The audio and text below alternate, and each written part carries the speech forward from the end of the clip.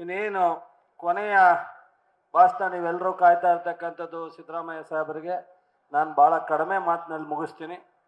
ಇವತ್ತಿನ ಈ ಕುರುಬರ ಸಂಘದ ಜಾಗದಲ್ಲಿ ನಿಮ್ಮೆಲ್ರಿಗೂ ಗೊತ್ತಿತ್ತು, ಒಂಥರ ಪಾಳಗೋಡೆ ಥರ ಇತ್ತಿಲ್ಲಿ. ನಾನು ಹೋಯ್ತಾ ಬರ್ತಾ ಸುರೇಶ್ ಕೇಳ್ತಿದ್ದೆ, ಏನೇ ಅಲ್ಲಿ ಹಿಂದ್ಗಡೆ ಕನಕ ಭವನ ಕಟ್ಬಿಟ್ಟು ಮುನ್ಗಡೆ ಇದೊಂದು ಬಿಟ್ಟಿರ್ತಕ್ಕಂಥದ್ದು ನೋಡ್ಲಿಕ್ಕೂ ಚೆನ್ನಾಗಿ ಕಾಣಲ್ಲ, ಮೊದಲು ಎಲ್ಲ ಡೆಮಾಲಿಸ್ ಮಾಡಿ ಆಟ್ಲು ಮಾಡಬೇಕು ಅಂತ. ಇವತ್ತು ಆ ಒಂದು ಕಾಲ ಒದಗಿ ಬಂದಿದೆ. ಇಂಥ ಒಂದು ಅದ್ಭುತವಾದಂಥ ಜಿಲ್ಲೆನಲ್ಲಿ ಇಡೀ ಜಿಲ್ಲೆಯ ಎಲ್ಲ ಹಿಂದುಳಿದ ವಿದ್ಯಾರ್ಥಿಗಳಿಗೆ ಒಂದು ವಸತಿ ನಿಲಯವನ್ನು ದೊಡ್ಡ ಪ್ರಮಾಣದಲ್ಲಿ ಕೊಡ್ತಕ್ಕಂಥ ಒಂದು ನಿರ್ಧಾರವನ್ನು ನಮ್ಮ ನೆಚ್ಚಿನ ಮುಖ್ಯಮಂತ್ರಿಗಳು ಮಾಡಿದ್ದಾರೆ. ಈ ಒಂದು ಕಾರ್ಯಕ್ರಮದಲ್ಲಿ ಭಾಗವಹಿಸಿ ಶಂಕುಸ್ಥಾಪನೆಯನ್ನು ಮಾಡಿರ್ತಕ್ಕಂಥ ನಮ್ಮೆಲ್ಲರ ನೆಚ್ಚಿನ ನಾಯಕರು, ಮುಖ್ಯಮಂತ್ರಿಗಳು ಮತ್ತು ನಿಮ್ಮೆಲ್ಲರಿಗೂ ಗೊತ್ತಿದೆ, ಸುದೀರ್ಘವಾಗಿ ನಮ್ಮ ಸುರೇಶ್ ಮಾತನಾಡಿದೆ. ನಾನು ಸಹ ಅದನ್ನು ಮತ್ತೆ ರಿಪೀಟ್ ಮಾಡಲಿಕ್ಕೆ ಹೋಗಲ್ಲ, ಟೈಮ್ ಇಲ್ಲದೆ ಇರೋದ್ರಿಂದ. ಅಂಥ ಒಂದು 16 ಹಣಕಾಸಿನ ಬಜೆಟನ್ನು ಮಂಡನೆ ಮಾಡಿರ್ತಕ್ಕಂಥ ಕೀರ್ತಿ ಸ್ವತಂತ್ರ ಬಂದ ಮೇಲೆ ಅದು ಸಿದ್ದರಾಮಯ್ಯನವರಿಗೆ. ಅಂತ ನಮ್ಮೆಲ್ಲರ ನಾಯಕರಂತ ಮುಖ್ಯಮಂತ್ರಿಗಳಂತ ಸಿದ್ದರಾಮಯ್ಯಜಿ ಅವರೇ, ಮತ್ತೊಬ್ಬ ನಗರಾಭಿವೃದ್ಧಿ ಮತ್ತು ನನ್ನ ಆತ್ಮೀಯ ಗೆಳೆಯನಾದಂಥ ಸಚಿವರಾದಂಥ ಸುರೇಶ್ ಬೈರ್ತಿ ಅವರೇ, ಈ ಕ್ಷೇತ್ರದ ಶಾಸಕರು ನನ್ನ ಆತ್ಮೀಯರಾದಂಥ ರವಿ ಗಣಿಗ ಅವರೇ, ನನ್ನ ಜಿಲ್ಲೆಯ ಹಿರಿಯ ಶಾಸಕರುಗಳಾದಂಥ ನರೇಂದ್ರನವರೇ, ಬಾಬಣ್ಣವರೇ ಮತ್ತು ನಮ್ಮ ದಿನೇಶ್ ಗುಳಿಗೌಡ್ರೆ, ಮಧು ಮಾದೇಗೌಡ್ರೆ, ಮಾಜಿ ಉದಯ್ ಅವರೇ, ಮಾಜಿ ವಿಧಾನ ಪರಿಷತ್ತಿನ ಸದಸ್ಯ ಆದಂಥ ಮರ್ತಿಬೇಗೌಡ್ರೆ, ಅಪ್ಪಾಜಿಗೌಡ್ರೆ ಮತ್ತು ನನ್ನ ಆತ್ಮೀಯರಾದಂಥ ಈ ಸಮಾಜದ ಮುಖಂಡರು, ನಮ್ಮ ಪಕ್ಷದ ಪ್ರಧಾನ ಕಾರ್ಯದರ್ಶಿಗಳಾದಂಥ ಶಿವಣ್ಣವರೇ, ವಿಶೇಷವಾಗಿ ಈ ಒಂದು ಕಾರ್ಯಕ್ರಮದ ಜವಾಬ್ದಾರಿಯನ್ನು ನಿರ್ವಹಿಸ್ತಾ ಇರ್ತಕ್ಕಂಥ ಸುರೇಶು ಮತ್ತು ಎಲ್ಲ ಜಿಲ್ಲಾ ಮತ್ತು ತಾಲೂಕು ಮಟ್ಟದ ಎಲ್ಲ ಪದಾಧಿಕಾರಿಗಳೇ, ಸಮಾಜದ ಮುಖಂಡರೇ ಮತ್ತು ವಿಶೇಷವಾಗಿ ಎಲ್ಲ ಸಂದರ್ಭದಲ್ಲಿ ಒತ್ತು ಕೊಡ್ತಾ ಇರ್ತಕ್ಕಂಥ ನರಹರಿಯವರೇ ಹಾಗೂ ನಮ್ಮ ಜಿಲ್ಲಾಧಿಕಾರಿಗಳೇ, CO ಅವರೇ, SP ಅವರೇ, ಇನ್ನು ಅನೇಕ ನಮ್ಮ ದೇವರಾಜ್ ಇದ್ದಾರೆ, ಚಂದ್ರಶೇಖರ್ ಇದ್ದಾರೆ, ಗಂಗಾಧರ್ ಇದ್ದಾರೆ, ಚಿದಾನಂದ್ ಇದ್ದಾರೆ, ಅನೇಕ ನಮ್ಮ ಪಕ್ಷದ ಮಹಿಳಾ ಅಧ್ಯಕ್ಷರಿದ್ದಾರೆ, ಯುವ ಕಾಂಗ್ರೆಸ್ಸಿನ ಅಧ್ಯಕ್ಷರಿದ್ದಾರೆ, ಎಲ್ಲ ಮುಂಚೂಣಿ ಘಟಕದ ಅಧ್ಯಕ್ಷಗಳಿದ್ದಾರೆ, ಎಲ್ಲರ ಮಾಧ್ಯಮ ಸ್ನೇಹಿತರೆ, ಸಮಾಜದ ಇಡೀ ಜಿಲ್ಲೆಯಿಂದ ಬಂದಿರತಕ್ಕಂಥ ಮುಖಂಡರೇ, ಇವತ್ತು ನಮ್ಮ ಸರ್ಕಾರ ಬಂದ ಮೇಲೆ ನಾವು ಭಾವನಾತ್ಮಕವಾಗಿ ಸರ್ಕಾರವನ್ನು ಮಾಡಲ್ಲ. ಜನರನ್ನ ಮನಸ್ಸನ್ನ ಕದಡುವಂಥ ಕೆಲಸವನ್ನು ನಿರ್ಧಾರವನ್ನು ನಾವು ಮಾಡಲ್ಲ. ನಾವು ಮಾಡೋದು ಬಡವರ ಕಲ್ಯಾಣ, ಈ ರಾಜ್ಯದ ಅಭಿವೃದ್ಧಿ, ಕುಡಿಯೋ ನೀರಿರ್ಬೋದು, ಆರೋಗ್ಯ ಇರ್ಬೋದು, ಶಿಕ್ಷಣ ಇರ್ಬೋದು, ಇದಕ್ಕೆ ಒತ್ತು ಕೊಡ್ತಕ್ಕಂಥದ್ದು. ಅದು ಕಾಂಗ್ರೆಸ್ ಸರ್ಕಾರ, ಸಿದ್ದರಾಮಯ್ಯನ ನೇತೃತ್ವದ ಸರ್ಕಾರ. ನಾವು ಹೆಚ್ಚಿನ ಗಮನ ಹರಿಸಕದು. ಕೆಲವರು ನಿಮ್ಮನ್ನ ಭಾವನೆಯಿಂದ ಹಿಡಿದಿಟ್ಕೊಳ್ಳೋ ಕೆಲಸವನ್ನ ಮಾಡ್ತಾರೆ. ನಾವು ಭಾವನೆಯಿಂದ ಹಿಡಿದಿಟ್ಕೊಂಡ್ರೆ ರಾತ್ರಿ ಹೊಟ್ಟೆ ತುಂಬಲ್ಲ. ಹೌದು, ನಮ್ಗೆ ಯಾವಾಗಲೂ ಒಂದ್ಸಲಿ ನೀವು ಅಯ್ಯೋ ಪಾಪ ಅಂತ ಅಧಿಕಾರ ಕೊಡಬಹುದು, ಅದು ಶಾಶ್ವತ ಅಲ್ಲ. ನಮ್ಗೆ ಅವಕಾಶ ಸಿಕ್ಕಿದಾಗ ಪ್ರಾಮಾಣಿಕವಾಗಿ ಕೆಲಸ ಮಾಡಬೇಕು. ಸಿದ್ದರಾಮಯ್ಯನವರು ಅವರ ಬದುಕಿನ ಉದ್ದಗಲಕ್ಕೂ ಬಡವರ ಕಲ್ಯಾಣಕ್ಕೋಸ್ಕರ ಮಾಡಿದವನು. ಯಾವುದೇ ಒಂದು ಸಮಾಜ ಅಲ್ಲ. ಹೌದು, ಯಾರು ಅರ್ಜಿ ಹಾಕೊಂಡು ಹುಟ್ಟಲ್ಲ ಇಂಥ ಸಮಾಜದಲ್ಲಿ ಹುಡ್ತೀವಿ ಅಂತ. ಒಂದು ಸಮಾಜದ ಹೆಸರು ಹೇಳಿ ನಾವು ಹುಟ್ಲಿಕ್ಕೆ ಸಾಧ್ಯ ಅಲ್ಲ. ಹೌದು, ಅವರು ಕುರುಬ ಸಮಾಜದಲ್ಲಿ ಹುಟ್ಟಿರ್ಬೋದು. ಅವರು ಈ ನಾಡಿನ ರೈತರ ಪರ, ಈ ನಾಡಿನ ಎಲ್ಲ ದಲಿತರು ಇರ್ಬೋದು, ಹಿಂದುಳಿದ ವರ್ಗ ಇರ್ಬೋದು, ಅದು ಲಿಂಗಾಯತರು, ಒಕ್ಕಲಿಗರು ಅನ್ನೋದನ್ನ ಬಿಟ್ಟು ಇವತ್ತು 5 ಗ್ಯಾರಂಟಿ, ಪ್ರತಿ 100ಕ್ಕೆ 100 ಮನೆಗಳಿಗೆ ಗ್ರಾಮೀಣ ಪ್ರದೇಶದಲ್ಲಿ ತಲುಪುವಂಥದ್ದು 5 ಗ್ಯಾರಂಟಿ ಜಾತಿ ನೋಡಿ ಕೊಡಲ್ಲ. 5 ರೂಪಾಯಿಗೆ ಸಹಾಯಧನ ಜಾತಿ ನೋಡಿ ಕೊಡಲ್ಲ. ಇವತ್ತು ಶಿಕ್ಷಣ ಕೊಟ್ಟಿರ್ತಕ್ಕಂಥ ಒತ್ತು ಜಾತಿ ನೋಡಿ ಕೊಡಲ್ಲ.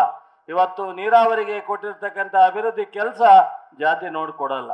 ಇವತ್ತು ಯಾಕೋ ಏನೋ ಜನ ಜಾತಿ ವ್ಯಾಮೋಹದಿಂದ ಕೆಲವೊಮ್ಮೆ ಕೆಲವರಿಗೆ ಬೆರಗಾಗದಷ್ಟೇ, ಅದರಿಂದ ಉಪಯೋಗ ಸಮಾಜಕ್ಕೂ ಆಗಲ್ಲ, ನಾಡಿಗೂ ಆಗಲ್ಲ. ನೀವೆಲ್ಲರೂ ಅರ್ಥ ಮಾಡ್ಕೋಬೇಕು.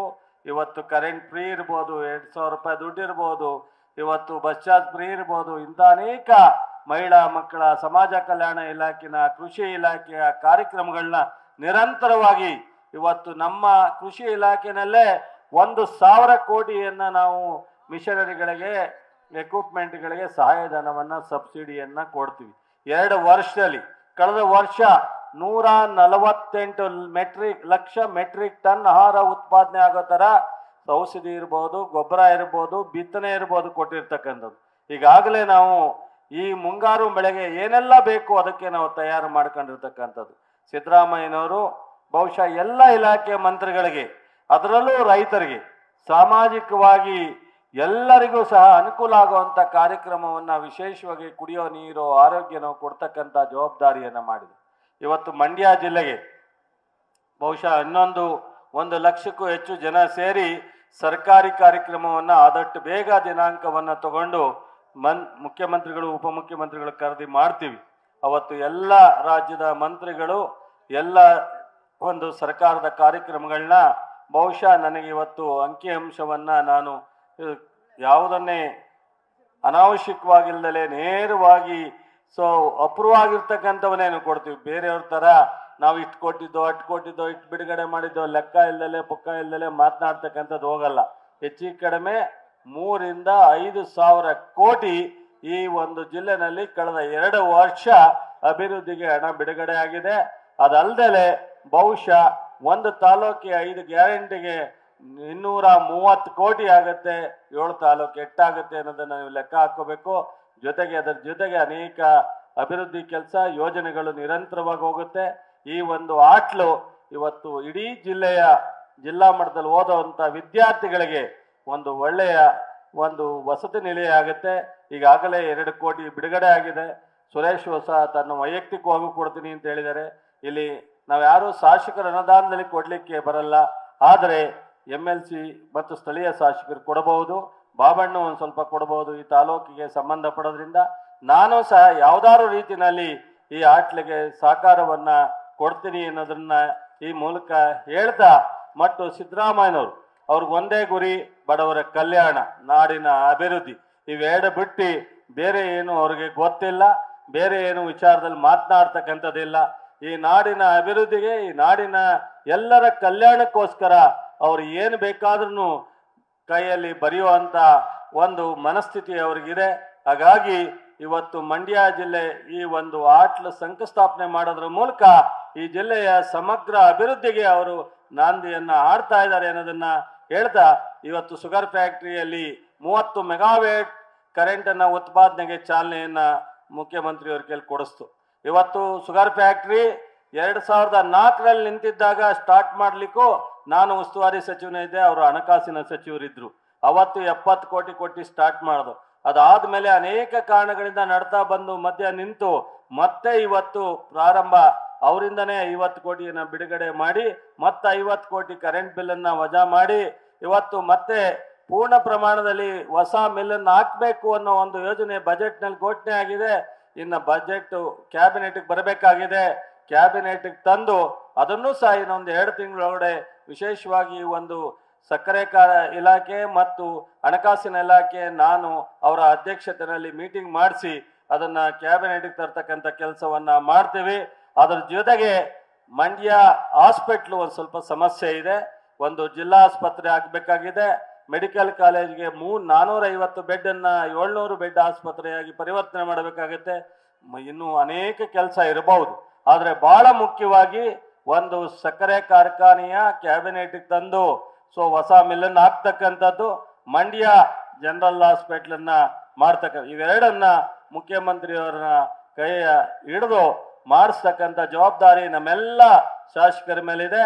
ನಾವು ಅದನ್ನ ಮಾಡಿಸೇ ತೀರ್ತೀವಿ ಅಂತ ರವಿ ಬಸರಾಳು ಮತ್ತು ದೇವಲಾಪುರಕ್ಕೆ ಸ್ವಲ್ಪ ನೀರಿನ ಪ್ರಭಾವ ಇದೆ ಅಂತಾರೆ. ಅದನ್ನ ಪ್ರತ್ಯೇಕವಾಗಿ ನಾನು ಸಾಹೇಬ್ರ ಹತ್ರ ಮಾತನಾಡ್ತೀನಿ ಅಂತ ಹೇಳಿ, ಮತ್ತು ಇನ್ನು ಉಳಿದಂತ ಸಾರ್ವಜನಿಕ ಸಮಸ್ಯೆಗೂ ಸಹ ನಾವು ನಮ್ಮ ಸರ್ಕಾರ ಬದ್ಧವಾಗಿದೆ ಅನ್ನೋದನ್ನ ಹೇಳಿ ತಮ್ಮೆಲ್ಲರಿಗೂ ನಮಸ್ಕರಿಸಿ, ಇವತ್ತು ಮಾನ್ಯ ಮುಖ್ಯಮಂತ್ರಿಗಳು ಈ ತಿಂಗಳಲ್ಲಿ 3 ಬಾರಿ ಮಂಡ್ಯಕ್ಕೆ ಬಂದಿದ್ದಾರೆ. ಅದೇ ಗೊತ್ತಾಗುತ್ತೆ ಮಂಡ್ಯದ ಮೇಲೆ ಎಷ್ಟು ಪ್ರೀತಿ, ಅಭಿಮಾನ, ವಿಶ್ವಾಸ ಇದೆ ಅನ್ನೋದನ್ನ. ಬಹುಶಃ ಈ ಜಿಲ್ಲೆಯ ಯಾವುದೇ ಶಾಸಕರು, ಯಾವುದೇ ವ್ಯಕ್ತಿ ಈ ಜಿಲ್ಲೆಯ ಸಮಗ್ರ ಅಭಿವೃದ್ಧಿಗೆ ಸಮಸ್ಯೆಗೆ ಹೋದಾಗ ಎಲ್ಲ ಪಾಸಿಟಿವ್ ಆಗಿ ಮಾಡಿಕೊಡ್ತಕ್ಕಂಥದ್ದನ್ನ ನಿಮ್ಮೆಲ್ಲರಿಗೂ ಅನುಭವ ಆಗಿದೆ. ಆ ನಿಟ್ಟಿನಲ್ಲಿ ಮಾಡ್ತೀವಿ ಅಂತ ಹೇಳಿ ತಮ್ಮೆಲ್ಲರಿಗೂ ನಮಸ್ಕರಿಸಿ ನನ್ನ ಮಾತು. ನ್ಯೂಸ್ ಫಸ್ಟ್ ನಿರ್ಭೀತಿಯಿಂದ ನಿಮ್ಮ ಪರವಾಗಿ.